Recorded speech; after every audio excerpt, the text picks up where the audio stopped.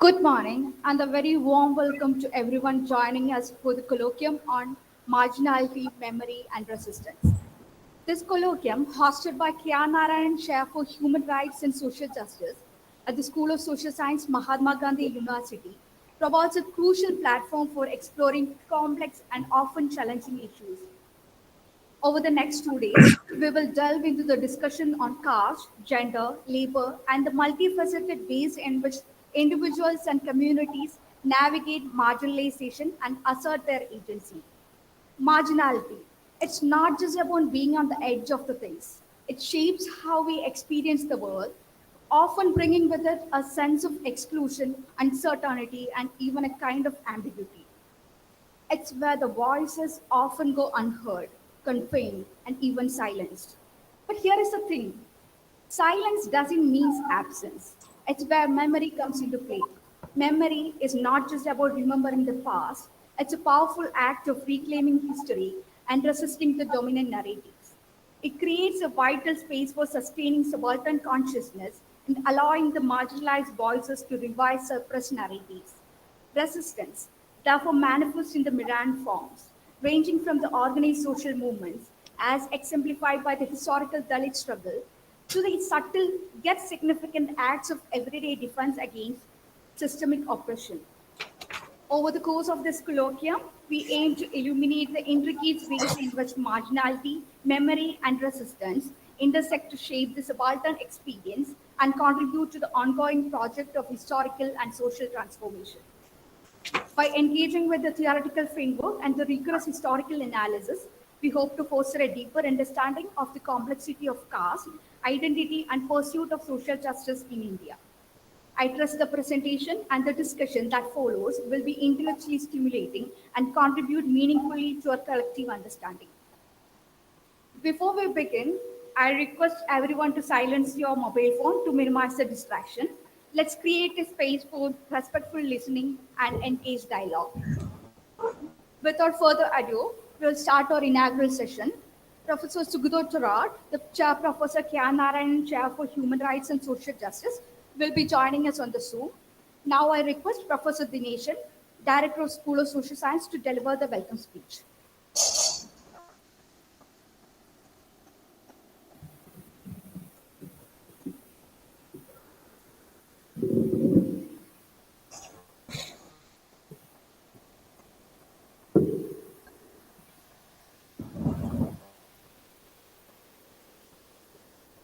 Distinguished guests, esteemed faculty members, research scholars, dear students, and colleagues. Good morning. It's my profound honor and privilege to welcome you all to this two-day colloquium organized by the prestigious K.R. Narayanan Chair for Human Rights and Social Justice of the School of Social Sciences, Mahatma Gandhi University. Before proceeding with our formal welcome, please allow me to introduce the theme and purpose of this intellectual gathering.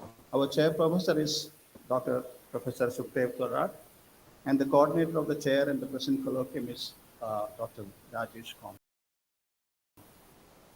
The colloquium is titled Marginality, Memory and Resistance, and it invites us into a critical intellectual space where we examine the complex intersections of subalternity, resistance, and historical consciousness. This theme resonates deeply with the legacy of former President K.R. Narayanan, whose life journey from marginality to the highest office of our nation stands as a powerful testament to resistance against colonial exclusion. In engaging with marginality, we confront the structural processes that render certain communities invisible in social, political, and economic spheres. Through memory, we acknowledge the importance of counter-narratives that challenge dominant historical accounts and reclaim erased experience. And in resistance, we recognize the agency of subaltern communities in articulating alternative visions of society and justice. For young researchers particularly, this colloquium offers a unique opportunity to engage with pioneering scholars whose work has illuminated these intersections and opened new pathways for intellectual inquiry. The conversations today aim to problematize simplistic understanding of marginality as mere victimhood, to explore memory as a site of contestation and reclamation, and to analyze resistance as both a theoretical framework and lived practice.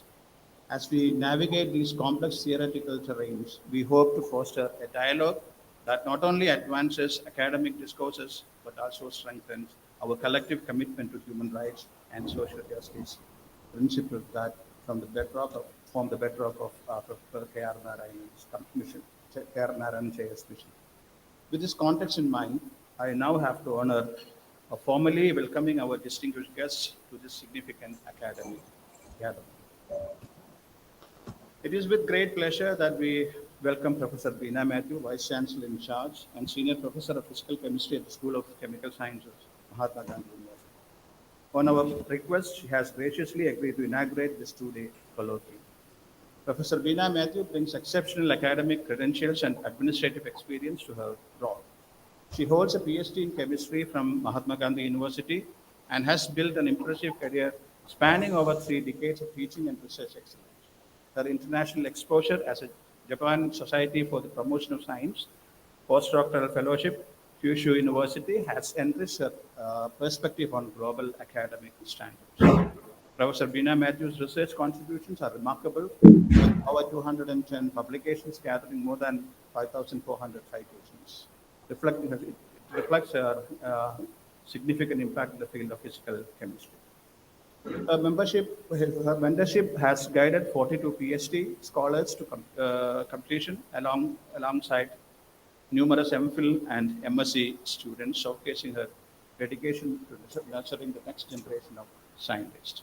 Please join me in welcoming Professor Beena Matthews. Today, we are especially delighted to have among us two eminent scholars whose contributions to academia and social sciences have been truly remarkable. With great respect and admiration, I extend our warmest welcome to Professor Sukhadeo Thorat, who served as the chairperson of the prestigious K.R. Narayanan Chair of our university. His pioneering work on social exclusion, discrimination, and policies for marginalized groups has fundamentally shaped our understanding of inequality in Indian society. His leadership as a former chairman of the University Grants Commission and as chairman of the Indian Council for Social Science Research has shaped our nation's higher education and research landscape with vision and integrity. Professor Thorat has been recognized with numerous prestigious honors for his exceptional contribution to academia and society. He is a recipient of the esteemed Padma Shri Award, one of India's highest civilian honors. His outstanding scholarship has been further acknowledged with the Dr. Ambedkar National Award, the NCSC National Award for Excellence, and the IDRC Indian Social Science Research Award. The Japan Foundation has honored him with the Distinguished Fellowship. JNU has recognized his contribution with the Distinguished Alumni Award. Professor Thorat's scholarly contributions have become essential reading for social scientists worldwide. His seminal works including Dalits in India, Search for a Common Destiny, Blocked by Caste, Economic Discrimination in Modern India, and the Legacy of Dr. Ambedkar, Analysis and Appraisal have established new paradigm for understanding caste-based exclusion and its economic consequences. His groundbreaking research on caste, social exclusion, and poverty linkages has proved a critical framework for policy intervention. We are particularly honored that Professor Thorat will be presiding over this inaugural session. Due to unavoidable circumstances, he is joining us online and will deliver his presidential address virtually. With your permission, I welcome Professor Sukhadeo Thorat to the colloquium. We are equally honored to welcome Professor Satish Deshpande, whose incisive sociological analysis of caste, class, and contemporary Indian society have provided us with powerful conceptual tools to understand social hierarchy and transformation. He was a former professor of sociology at the Department of Sociology, Delhi School of Economics. His seminal works include Contemporary India, a Sociological View, and Untouchability in Rural India, a book he co-authored with Ghanshyam Shah, Harsha Mantar, Sukhadeo Thorat, and Amita Bhaviskar. He has edited The Problem of Caste and co-edited several influential volumes, including Anthropology in the East, Beyond inclusion, the practice of equal access to Indian higher education, and sectarian violence in India, Hindu-Muslim conflict, 1966-2015. Professor Deshpande's outstanding scholarship has been recognized with numerous prestigious honors, including the Malcolm Ardesheshaya Award for Distinguished Contribution to Development Studies, the ICSSR National Fellowships, and the Fulbright Nehru Senior Research Fellowship. His excellence in teaching and mentorship has been acknowledged with the Distinguished Teacher Award from the University of Delhi. He has also been honored with visiting professorship at prestigious institutions worldwide, including Yale University and the University of Chicago. It is worth noting that his influential book, Contemporary India, A Sociological View, was translated into Malayalam by Professor Devika J, a distinguished former student of our school, a connection that underscores the intellectual lineage and scholarly network that enrich our academic community. Please join me in welcoming Professor Satish Deshpande to the inaugural function of the Colloquium, and he will be delivering the keynote address titled Social Science in the Age of Alternative Facts. It's my pleasure to extend a warm welcome to Professor Bismi Gopalakrishnan, the esteemed registrar of our university, who joins us to facilitate the academic event. We expect her soon here.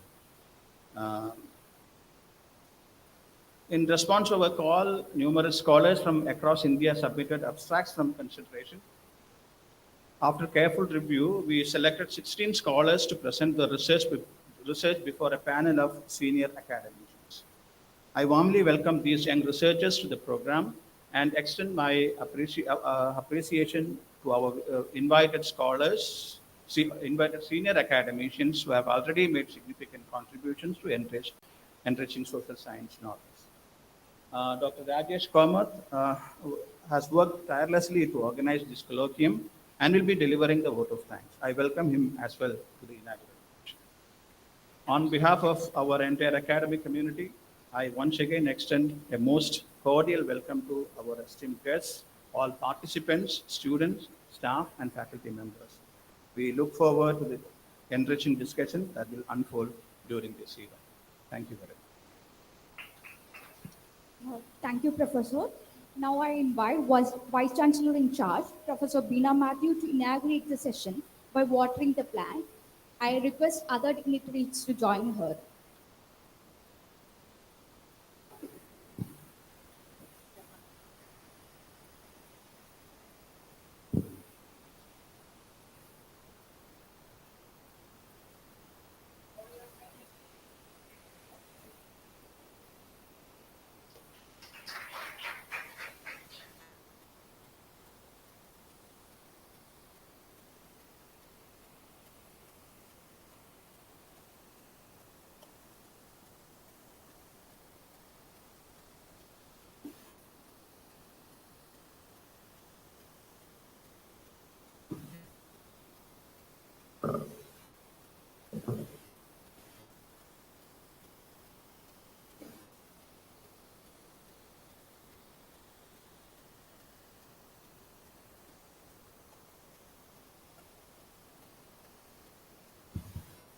Distinguished faculty members, esteemed guests, and dear students. I am honored to be invited to inaugurate this colloquium on marginality, memory, and resistance, organized by the K.R. Narayanan Chair for Human Rights and Social Justice at the School of Social Sciences, Mahatma Gandhi University.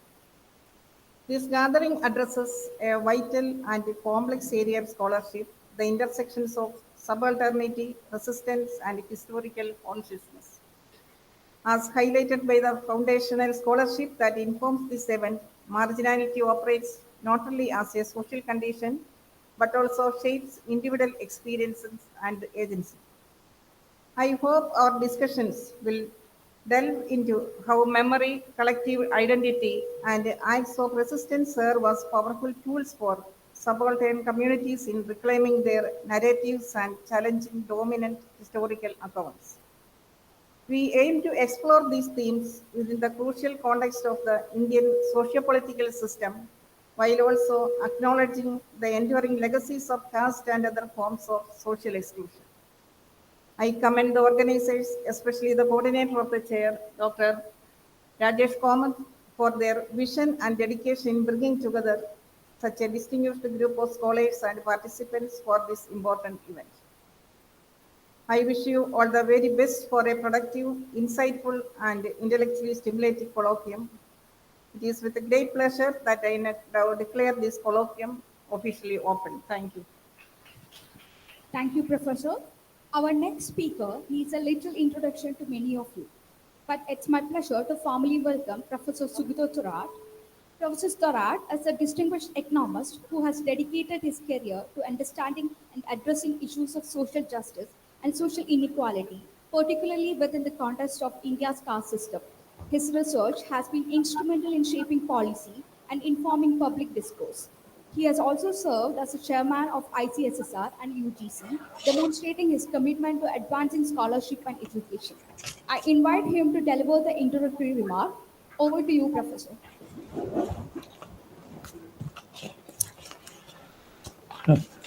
Good morning to all of you. I hope I am sufficiently audible. In the beginning, my apology for not being able to join personally for an avoidable reason.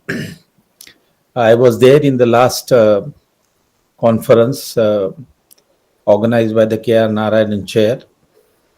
We had a Ambedkar Memorial lecture by Sanal Mohan, who spoke on the caste and slavery. Distinguished Vice-Chancellor, the keynote speaker Satish Deshpande, other distinguished participants, Rajesh Komath, the coordinator of this chair and the conference, and ladies and gentlemen, faculty and the student. I'm very happy that we have been able to finally arrange this conference to discuss the issue of marginality and marginalized group. We had approached the Planning Commission for a financial assistance. And so we thank Dr. Ramchandran for extending some support for this conference. This conference is in a series of activities that the chair is doing. But this is an important event of this year. I also thank the Vice-Chancellor for the presence, but Satish Deshpande, who has agreed to speak on this particular issue. We could not have find a better person to speak on marginality and the sources of marginality, the solution to overcome the marginality of different groups based on identity. He has done a considerable work. I thank him particularly for coming from Bangalore and sparing his time.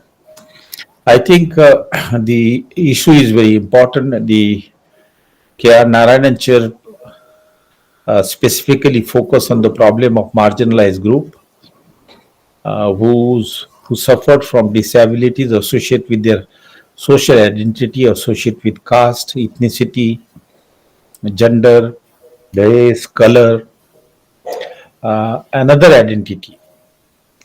But at the same time, it not only focus on the social dimension, it also the chair also discussed the economic underpinning of the social backwardness. So there is always an analysis of caste, gender, religion, and the class. This particular conference, as has been said, will focus on the marginalized group and how their identity result into their marginalization through process of discrimination. The process of discrimination operates not only social sphere but economic and political sphere, also cultural sphere. So the conference will essentially discuss the dimension of their marginality and exclusion as a source of backwardness, but it will also reflect on the ways and means to overcome. It will take the review of the past policies, their impact, their limitation, and Certainly at the end there will be a way forward. There will be a lot of proposal, suggestion to further improve their condition. I am very happy that more than 16 papers are written by the young scholar, and they will make a presentation, and it will certainly enrich the discussion. Well, I will not like to spend more time on this. We look forward to listen to the keynote address and the other speeches. Thank you very much for all the faculty member and the student. I can see all of them uh, for being here, and it will certainly benefit the young scholar to conduct their further research. Thank you very much. Thank you, Professor. Now we will have the keynote address by Professor Satish Deshpande. Professor Deshpande is a leading scholar who has profoundly shaped our understanding of contemporary India. His expertise, grounded in training in both economics and sociology, provides a unique interdisciplinary perspective. He has authored influential books such as Contemporary India, a sociological review, and co-authored Untouchability in Rural India, contributing significantly to our knowledge of caste and class inequalities. Moreover, Professor Deshpande's commitment in translating scholarship into meaningful social change is evident in his involvement with the Equal Opportunity Commission. Today, he will be speaking on the topic Social Science in the Age of Alternative Facts. Please join me in welcoming Professor Deshpande.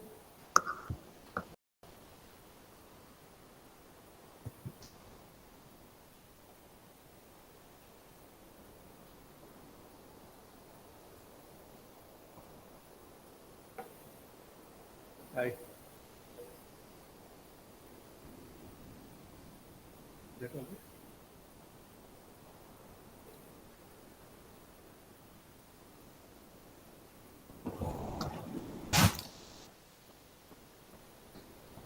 എല്ലാവർക്കും നമസ്കാരം. മലയാളം എൻ്റെ ഭാര്യ ഭാഷ. It's the language of my wife. പക്ഷേ എനിക്ക് നല്ല സംസാരിക്കും അറിയില്ല. So forgive me for speaking in English. I realize that that is a great disadvantage in this venue, and I really wish that I could speak to you in Malayalam. But we will make do with English, as we have been doing at the university level for a long time. I would like to thank Professor Thorat for inviting me here. As you know, any invitation from him is like a command for us, and we cannot question it. So I'm very happy to be here. I'm always happy to be in Kerala. I am also thank Professor Komath, Professor Dinesan, and other colleagues at this university who have been so gracious in their hospitality already and have barely arrived. I must begin with a word of explanation. As you will see from my title, Social Science in the Age of Alternative Facts doesn't relate very directly or very obviously to the theme of this colloquium. I thought about this, but I felt that I should still speak on this theme. One, because it has been obsessing me, and two, because I think we now, in the climate that we live in today, political climate, economic climate, and in more generally the climate of ideas that we live in today, dominant ideas, I think we have forgotten how much we depended on state-supported institutions like the university. So what is happening today and what I'm going to talk about is the complete transformation. And transformation is a deliberately polite and neutral word to use for what is happening. This entire ecosystem on which we depended to talk about marginality and issues like that, to raise such issues from within the academy, or at least sections of the academy, that whole ecosystem is being ravaged today. So we are suffering a massive climate crisis, if you like, in academics, in the world of ideas. And this is happening in radically new ways. Some of these ways are not so new, but the way in which they are being deployed is new. In short, to cut a long story short, our own vocabulary and our own claimed standpoints are being taken over. So we have across the world today deeply right-wing, proto-fascist movements of various kinds that are speaking the language of empowerment, that are speaking the language of representing the neglected. It's happening in our country as well. We are no exception to this. So the very language of marginality, the very language of exclusion is being hijacked. And we were so used to having a monopoly on this language, and those who tried to claim this space were safely relegated to the margins, the fringes, as we call them. The fringes today have been elected to power, not only in India, in many countries. So they control the state, and they are using the state to devastating effect. And the entire institution that we knew as the university, despite all its many shortcomings, provided for us a very, very vital space from where to raise questions about marginality and to bring our collective intellectual forces to bear on problems of this sort. To mixed effect, we have had successes, we have had failures, but on the whole, it has been very, very exceptional. It has been very valuable.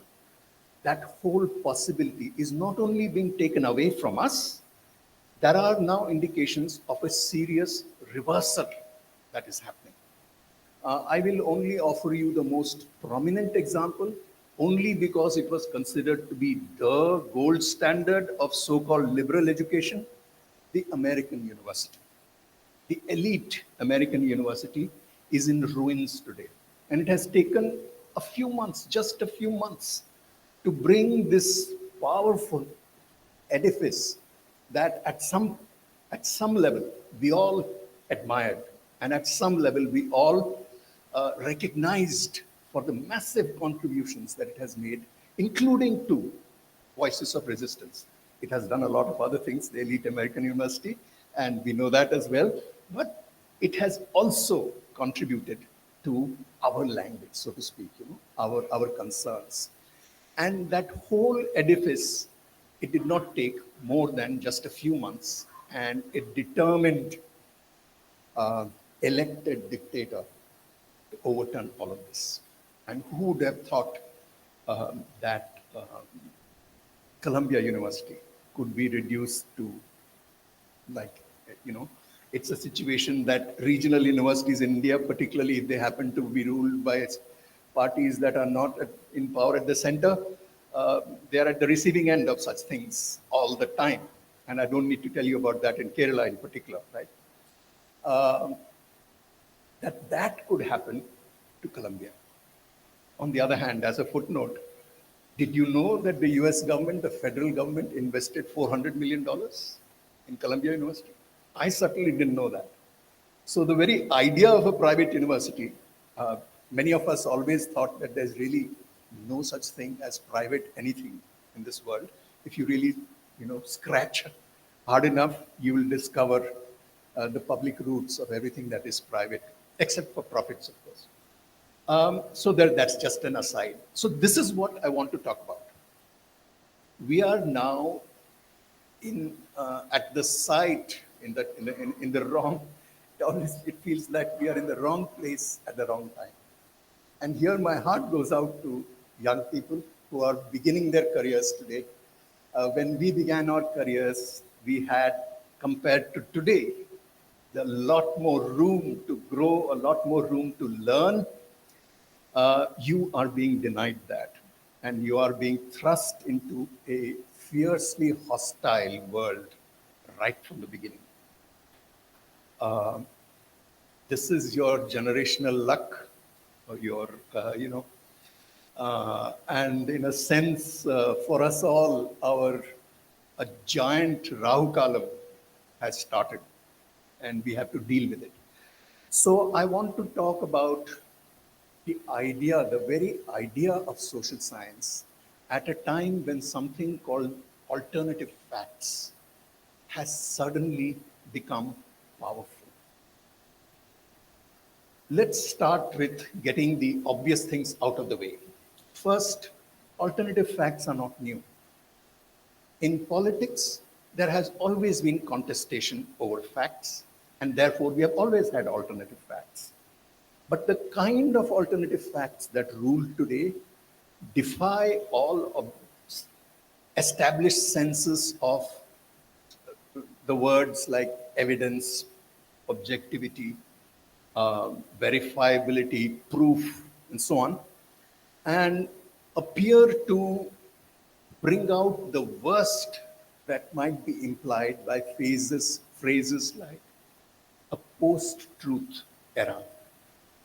So what I propose to do in the next few minutes is to give you a very brief potted history of both, on the one hand, the two main terms in my title. On the one hand, the social sciences.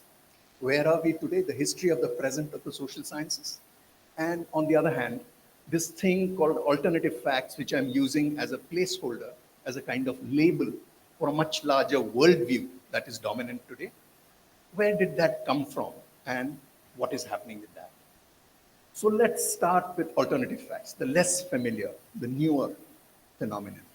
As you know, the phrase itself originates in early 2016, January 2016, and it was first used and made world famous overnight by the press secretary, one of the press secretaries for President Trump in his first term, Kellyanne Conway, who has become an overnight celebrity, and you can't help feel sorry for her a little, when she used this term, alternative facts.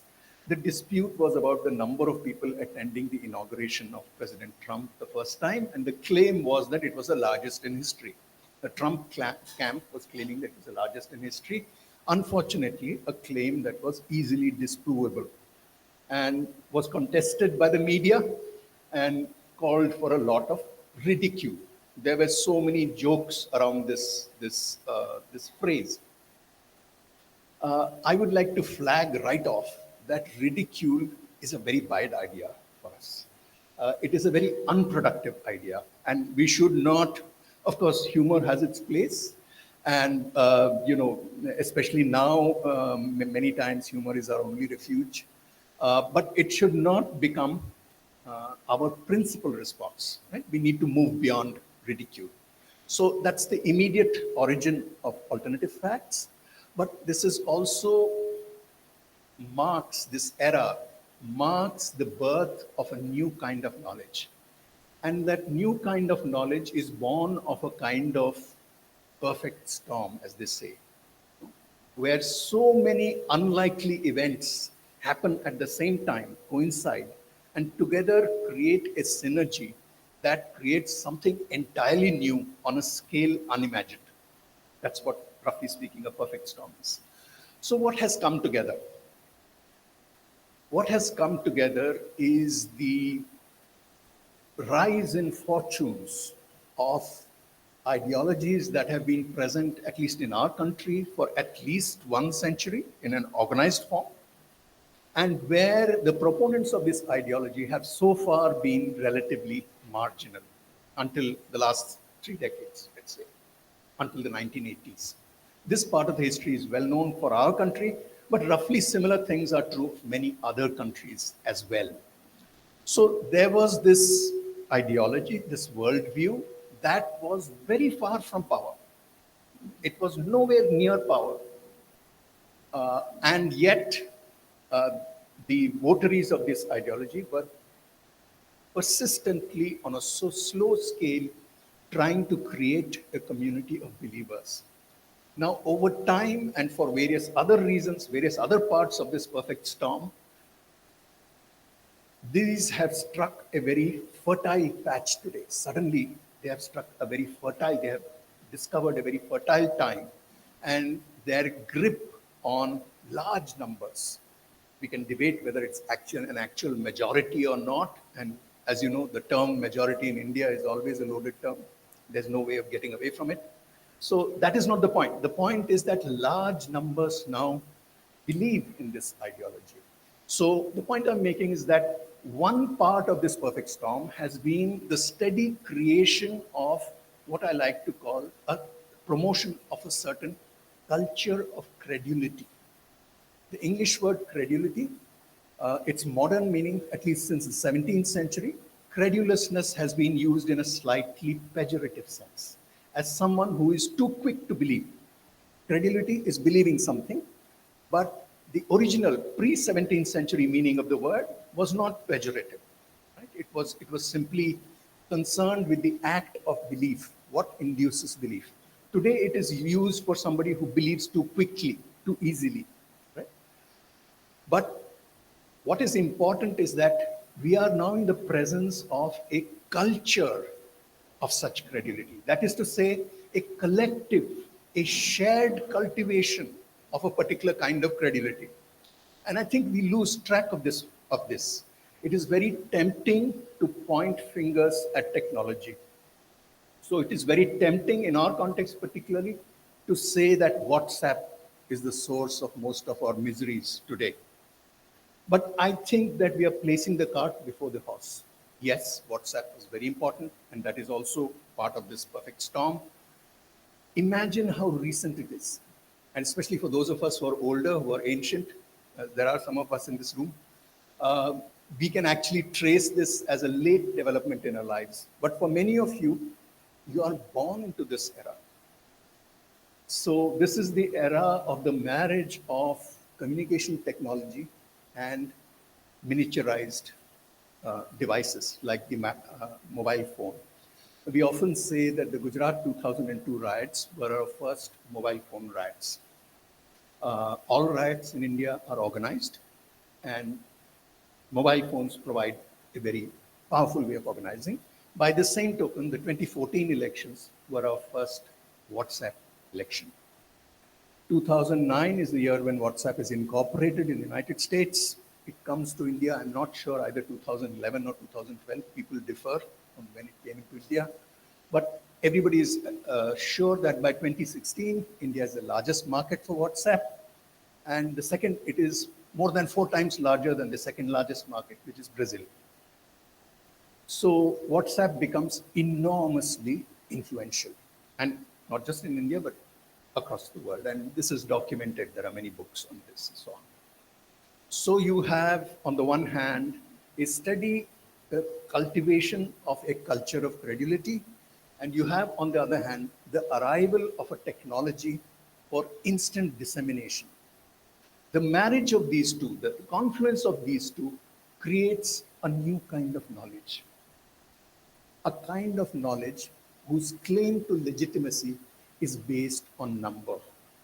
This is the knowledge that is legitimized by its having gone viral. This phrase going viral is now recognized as a touchstone of some kind, a standard of some kind. So we have a community that is being taught to believe certain things, who are now being fed in the most efficient manner possible incessant messages reinforcing their worldviews. Yes, it is claimed that the same technology can also offer room for resistance. I'll speak more about that towards the end. But right now, it's clear that the dominant side has not been the one of resistance, that the dominant side has been the one that has, in fact, given legitimacy to the going viral school of thought. So now you have a new kind of knowledge where just because something has been forwarded 3.8 lakh times, which in our country can happen relatively easily, it acquires a certain legitimacy, a certain authority, and it becomes knowledge. After all, what is knowledge? It is a kind of belief. We can get into the philosophical distinctions between knowing and believing, but for this community which has been cultivated to believe in certain things, that distinction is collapsed. So if knowing is supposed to be evidence-based or with premises given to evidence, and if believing is supposed to be experience-based or premises given to experience, these two are collapsed, and we have now unshakable belief as truth in things that are in the past would not have been it would not have been so easy to claim. Um, the point, though, is there have always been people who have claimed this, right? But they have been in the margins, and we have been able to ridicule them. We have been able to make fun of them. Today, it's possible that they are ministers in the union government. It's possible that they are powerful bureaucrats. It's possible that they are in positions of immense power. So that changes the game entirely, as we are discovering. So you have this regime of alternative facts that has a carefully cultivated constituency that has been taught to believe. And it is this primary step, the creation of a community that is ready to believe that all Muslims are terrorists, or you know the sort of beliefs that they'll be. And then you have this technology that can supply, keep refueling, so to speak. It's the opposite of the mobile phone recharge, right? Recharge is particularly for students are a cause of some anxiety. You're thinking how much data you have left. You're always worried about that. This is the opposite of that. You're constantly being provided a recharge for your belief, free of cost. Right? So that is the story of alt facts. And we have this unprecedented situation today across the world where the fringe elements who have always been there to support these kinds of facts, alternative facts, are in power today and are in a position to implement their agendas backed by the state. This is the moment, and I use this to move into the question of the social sciences and the history of the social sciences. This is the moment when I think we need to be more self-reflexive and think about how much really we have depended on state support in the past. I think we need an honest appraisal of that. However much we may have dissented, we may have protested against state policies, the state nevertheless protected us. We are realizing that now today when the state is doing the opposite, when the state has become a predator on universities. So let's talk a little about the social sciences. Again, this is a potted history and there are lots of details and nuances I'm not getting into. We have the most unique period in the history of the world, particularly the history of the developed world after World War II. After 1945 to the early 1970s is a historically unprecedented period of 3 decades of unbroken prosperity, continuous prosperity. That has never happened before. There has always been ups and downs in the global capitalist economy, but this is one period where the main parts, it's not true of the entire world, but the main part of the world, the developed part of the world, the major part of the world economy, so to speak, experienced unbroken prosperity. And this was the era of Keynesian economics and social democracy. So the marriage of social democracy and Keynesian demand management brought a successful macro management strategy that created prosperity. However, over time, over these 3 decades, problems with that strategy accumulated. And again, there was this coincidence of various things like the oil crisis, the creation of OPEC and various other wars. Various things happened. In the 70s, this broke down. And by then, many states, many welfare states had overstretched themselves. Deficits were very high. Rates of government borrowing were reached very high levels. And there was indeed an economic crisis. So this is the time when a new, not so new, but when this old philosophy came into power, which we call neoliberalism. The term neoliberalism is often used, particularly, I suppose, in Kerala, as a term of abuse. And once again, I would want to caution you against that, because ridicule, abuse, these are easy. They are the easy way out. And I think we should use it as a descriptive term to refer to something concrete, something that you can described by a set of attributes. And again, cutting a long story short, neoliberalism is the idea backed by, at that time, solid evidence, partial evidence, but then all theories are backed by partial evidence, backed by solid evidence of a narrow kind, which said that the market is the only human institution that can be demonstrated to be entirely objective, as long as it is not interfered with. If you leave markets alone, they produce rational outcomes. And this was argued very rigorously with a lot of evidence and so on. And ironically, the evidence that really made this neoliberal ideology hegemonic came from the stock market. And later to become its chief problem. The same stock market became the reason for its decline. But at that time, early 70s, so we had already economists like,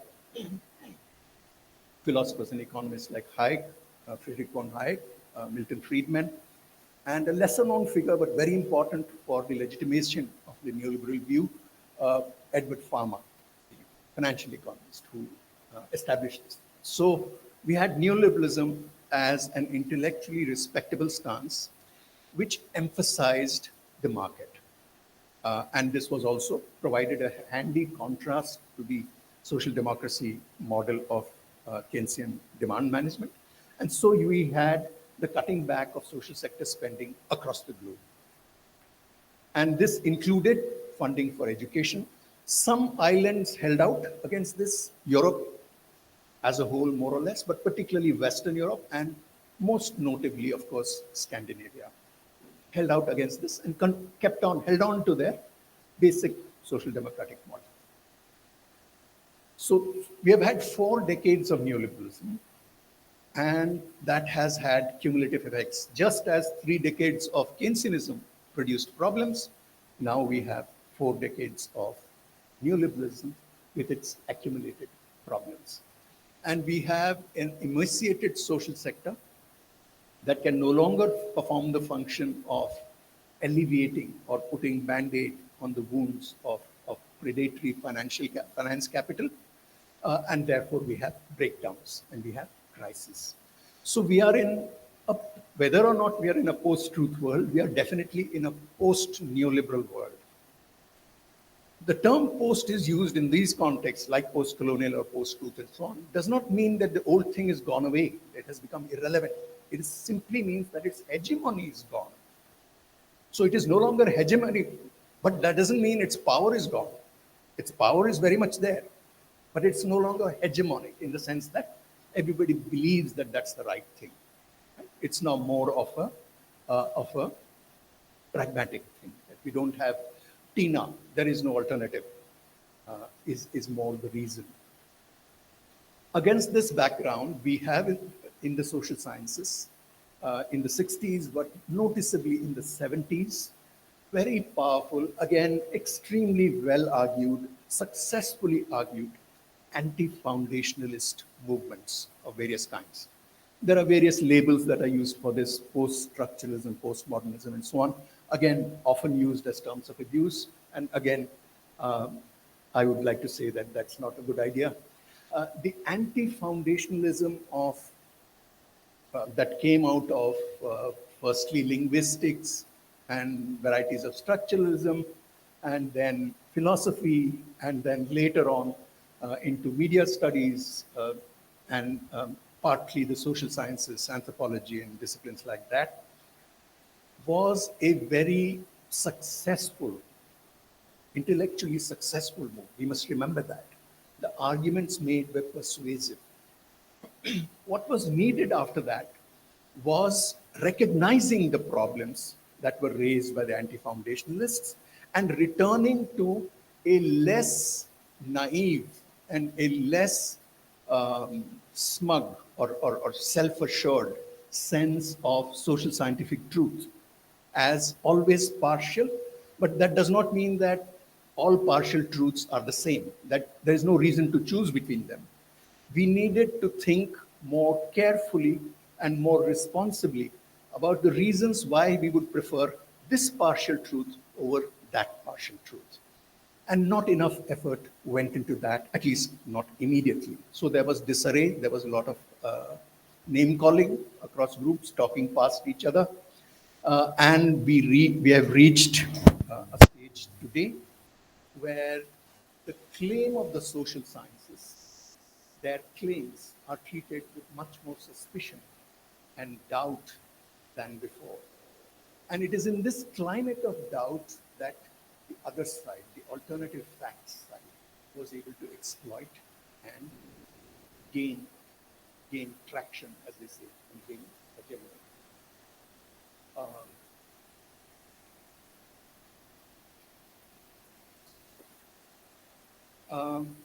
Okay, that's the social sciences. Let me now step back again and come at the university from a different angle. And here my story is very simple, it's very stark, and again, I apologize to the young people for underlining all the darkness that surrounds their futures. Don't shoot the messenger. Right? I'm only telling you the way it is, and I feel for you. Recognize that the world is being very unfair to you. We had two good answers to the question, what is higher education good for? One was an instrumentalist answer, a pragmatic answer, and crudely put, higher education is good for getting better jobs. That if you pass through higher education, you'll get a better job, a more decent job with better pay, better working conditions, and you might even get to do something that you like, right? Which is pretty rare in the world of work. So that was the answer, one answer. The other answer, the more idealist answer, non-instrumental answer, was roughly speaking, liberal education. That if you have a higher education, you become a better human being. You become better informed, you become less ethnocentric, you become more broad-minded, and in short, you become a better citizen. Again, both this also had some evidence to support it. Both these answers have suffered irreparable damage today. So we have had an era, particularly in India and China, not seen before in the history of the human race. We have had a massive expansion of higher education. The number of people who have entered higher education, first generation entrance into higher education in India and China, has no precedent in human history. So at the same time that India in particular was experiencing a demographic bulge, you have heard all about that, right? Where the college-going age group was proportionately higher than ever before in Indian history. At the same time, the higher education sector was expanding. Very nice, very good, great. But because of the 4 decades of neoliberalism, because of the changes that the world economy and therefore the Indian economy has also gone through, and primarily, again, cutting a long story short, primarily because of this thing called financialization. We have now a situation in where it is possible to produce profit without creating jobs. After all, this was the reason why Marx praised capitalism, because he felt that the fate of the working class and the fate of the capitalist class were tied together, and that capitalism would, despite itself, create the conditions for its own supersession. That link has been broken today. So it is possible for capital to show profits. It has been doing so. It has been, including in our country, it has been doing so without creating jobs. Because financial products are, as you know, virtual products. And the kind of labor they require and the quantity of labor they require bears no comparison with the old-fashioned. Marxism is a theory of the manufacturing sector. And the manufacturing sector today is secondary. So we have to rethink Marxism itself. So we have had massification of higher education at the same time that we have a demographic bulge in the young people, in young age groups, and we have had a job loss growth in India. So we have more people with higher educational degrees than ever before, and the proportion of them getting good jobs is smaller than ever before. Right? So what ought to have been a very happy coincidence, the expansion of the education sector precisely at the time when there was an expansion in the customer, so to speak, so you have the pragmatic answer to the question, what is higher education good for, is today full of doubt. In fact, we have been thrown back. Higher education in the history of the world, the coming of higher education was a great boon for capitalism because it fed the ideology of meritocracy. That higher education was what meritocracy was based on because you had credentials, you had proven credentials with formal study, etc. Objective reasons why X should be paid more than Y, etc. Right? That's what meritocracy is supposed to be. Now, that has broken down. So you have higher education credentials, but the market is offering you only to become, what is the word they use? A partner with an aggregator, right? Basically, you delivering food or something like that after a bachelor's degree, definitely, perhaps even a master's degree. So this is a major blow to the credibility, to the prestige of higher education. Let's look at the other answer, the non-instrumental answer for broadening of the mind, liberal education, and so on. Today, the idea of liberal education is not just not wanted, it is hated, which is what we are seeing, the most vicious form of it we are seeing in the United States today, where the very DEI model has become the reason for attack. Right? So where you are claiming the language of exclusion to end all inclusive policies and to reverse them, not just end them, to reverse them. And you are doing so successfully. This is the point I keep making. There were always people who wanted this kind of thing, but they were never taken seriously. They had no power. Today, they occupy the highest offices of power, not just in our country, in Turkey, Hungary, across the world, many countries, this is happening. So both our answers to what is higher education good for are failing. So the prestige of higher education is at a very low ebb today. And this is the time when the social sciences too are in a phase where they need renewal, where we need to talk about the partial truths that we always deal with partial truths, even what we thought were solid, proven, God-given truths. Today we know them to be partial, and that we need to rely on ourselves. We thought that scientific method was a kind of God. It was a peg on which you hung your arguments. You had no responsibility. As long as you were using scientific method, you were like guaranteed to be the good guys. That's not true. It was never true, actually. So we need, I now move to what should we do. I've already said what doesn't work. Ridicule doesn't work.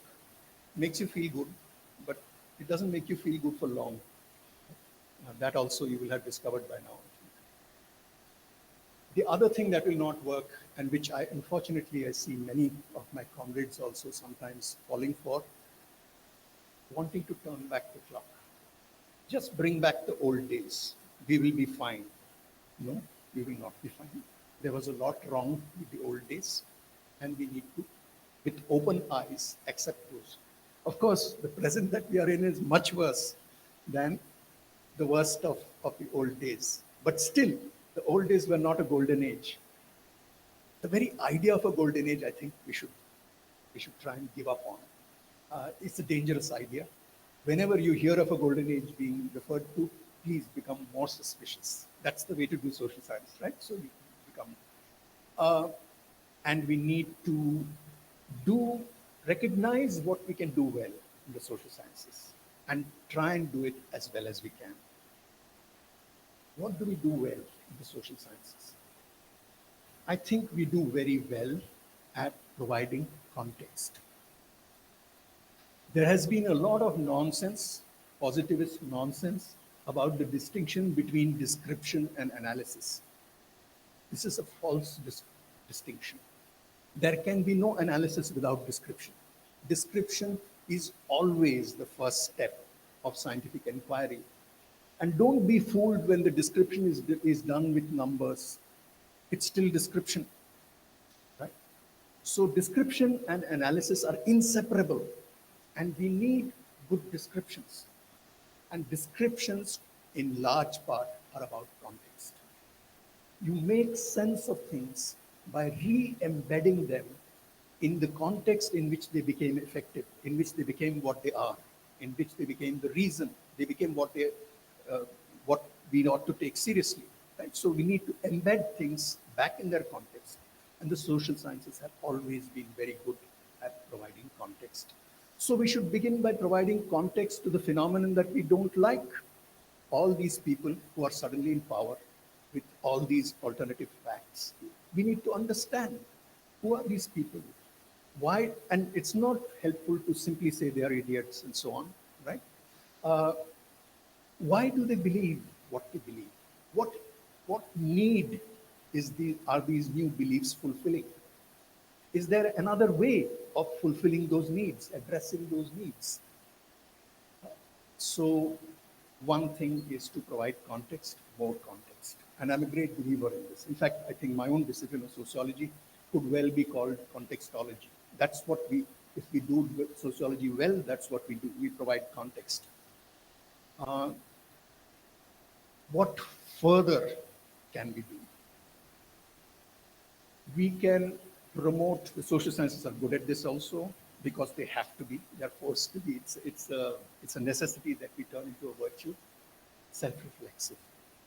We need accounts of the past that honestly mention the mistakes we made, the things that we left out, the things that we excluded, so on. Because in part, the present is what it is today because we contributed to it. It's an uncomfortable idea. You don't want to have anything to do with what is happening today. But yes, you have to, in a larger sense, collectively, we have been, in part at least, responsible for what is happening today. And we must carefully look at that. So self-reflexivity is another thing that the social sciences do well. We have to be necessarily self-reflexive because we don't have the luxury of the natural sciences, where the natural world, the scientist does not inhabit the natural world. So the scientist doesn't need to worry that rocks will start shaping his mind. The geologist doesn't have to worry that rocks will mess with his mind. We have to constantly worry that the people we study, given the fact, I always tell my students, please always believe that your respondent is at least 3 times more intelligent than you are. Start with that assumption. It's a very safe assumption. Usually the multiple is higher, but and very, very rarely it will be slightly lower. But you will rarely find a respondent who is in the true sense less intelligent than you are. And I'm not talking about how many marks you got in some examination. I'm talking about understanding the world. So if you begin with this kind of humility, you have to be self-reflexive. You have to worry about whether your respondents are shaping your conclusions in ways that they ought not to be. Maybe there are ways in which they ought to shape your results. So self-reflexivity is another thing that we are good at. And finally, something that we haven't been good at, but I think we should now become better at, is in acknowledging fallibility. Despite following the best methods that we know at the time, we can still be completely wrong sometimes. Right? Nobody sets out to be wrong, just as no film director sets out to make a flop film. Everybody wants to make a hit film, but as we know, very few films are hit films. So using the same analogy, we are often just wrong.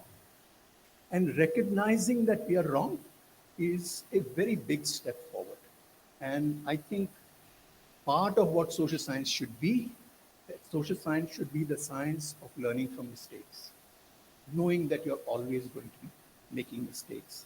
What we should aim at is to make our mistakes productive mistakes. mistakes that we can learn from. So these are, broadly speaking, I'm necessarily being very abstract and very general, but these are the three broad things that I feel the social sciences can do very well. Provide context, be self-reflexive, and acknowledge fallibility, and therefore, acknowledging fallibility, take the responsibility of choosing between partial truths, right? Because all partial truths are not the same. We need to provide our own reasons, not hang it on something called scientific method and absolve ourselves. We need to say, I prefer this partial truth over that partial truth because XYZ, in a transparent manner so that others can argue with us, our colleagues can argue with us, and that we can together make some headway even in these dark times. So once again, especially for the young people, my apologies for not offering you more silver linings, but very thin silver linings that I can offer today. But that's all right, because it's before the dawn that the night is darkest. Thank you. Thank you, Professor Deshpande. I request Professor Dinesan to hand over a token of love to Professor Deshpande.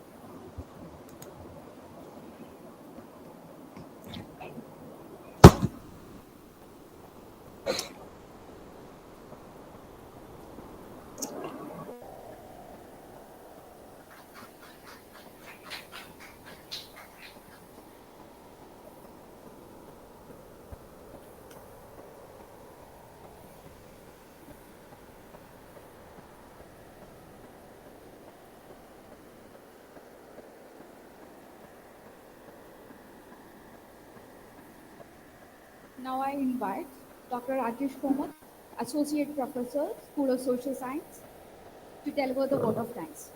Distinguished guests, respected faculty members, dear students, and all esteemed participants. On behalf of the K.R. Narayanan Chair, School of Social Sciences, Mahatma Gandhi University, I would like to extend my heartfelt gratitude to all those who have contributed to the success of this colloquium on marginality, memory, and resistance 2005. First and foremost, I would like to express our sincere thanks to the Honorable Vice-Chancellor of the University, Professor Veena Matthew, for her inspiring inaugural address. We are truly grateful for her presence and for setting the tone for this significant event. I would also like to extend my deepest appreciation to the Registrar. She is absent. She will be joining with us in the evening. Professor Bismi Gopalakrishnan for her unwavering support of the chair and generous help. We are especially grateful to the Director of School of Social Sciences, Dr. Dinesan B., whose efforts have made this event possible. A special mention must also be made of Professor Thorat, whose leadership and active involvement with the chair have been instrumental, and we are privileged to work under his guidance. We are deeply honored by the illuminating keynote address delivered by Professor Satish Deshpande, which has provided us with valuable insights and a fresh view on rethinking social sciences in the contemporary context. We thank you for accepting our invitation and traveling all over the way to our campus. I would like to express my gratitude to all the faculty members, students, PhD scholars, librarians, office staff, for their active participation and attention to detail which have ensured the smooth and successful execution of this colloquium. Your involvement has truly made this event a memorable one. I am also pleased to acknowledge the presence of former professors of the School of Social Sciences, Dr. Sanal Mohan, Dr. Raju, yes, your presence here today means a great deal to us. I extend my thanks to the media persons, students from other departments, scholars from various states in India and abroad, and all others who have gathered here today. Your support and participation have added immense value to this event. Finally, I would like to express my appreciation for the Theyyam performance in the evening, which has served as a powerful reminder of the subaltern voices and the culture of resistance. It has beautifully encapsulated the essence of reclaiming invisible memories and recognizing the contributions of marginalized communities in shaping history. Once again, thank you all for being a part of this meaningful colloquium. Thank you so much. Thank you, Dr. Kamath. With this, we will conclude our session. Tea will be served outside this building to your right. And following the tea break, we will move on to our first technical section focusing on caste marginality and resistance. And I request you to join us back at around 11:45.